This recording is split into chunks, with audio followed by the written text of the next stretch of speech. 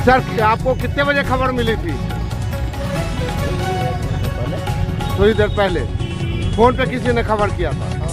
आपको प्रथम दृष्टया में क्या लग रहा है सर?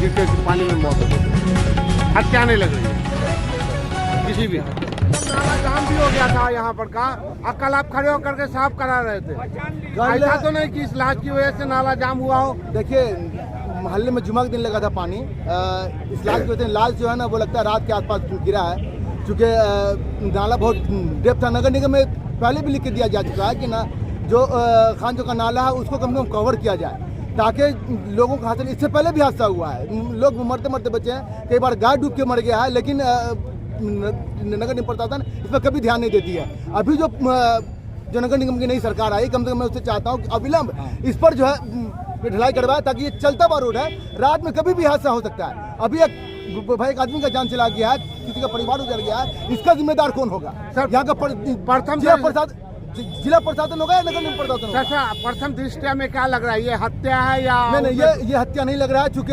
हत्या होता ये वैसा आदमी नहीं है, चूंकि ये जो आदमी है ये कहीं किसी काम से रात में आ रहा होगा, इसको नाला नहीं दिखा होगा, नाला की गहराई बहुत है, जिसके दिखाने का बेचारा अनबैलेंस होकर गिरा होगा, चूंकि पैदल है, साइकिल भी नहीं है, वो सीधे अंदर गिर गया, जिसको हादसा हुआ। परिचय दीजिए सर। डॉक्टर अब्दुल सलाम खान, पूर्व जिला।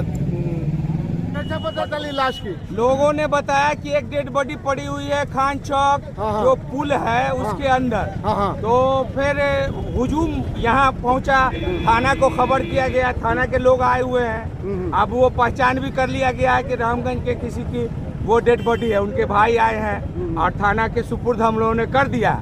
अब आगे की कार्रवाई थाना क्या करेंगे, कैसे करेंगे उसको देखा जाएगा। कौन सा जगह है? ये खान चौक है। खान चौक है। जी जी।